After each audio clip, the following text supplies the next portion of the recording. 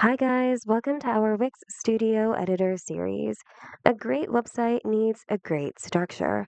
Today we're going into the Pages panel and talk about everything pages, from adding them to managing them. Let's get started. So to add a new page, click on the Pages button here on the left. Click the plus button here or the Add New Page button and select the type of page you'd like to add. Then click Add below it. A new page will automatically be added over here, so make sure to properly rename it.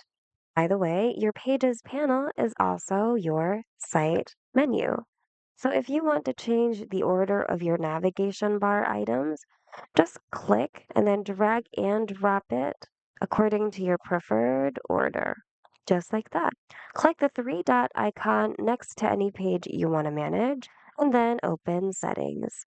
This opens panel with different tabs where you can further customize its settings according to your needs and preferences.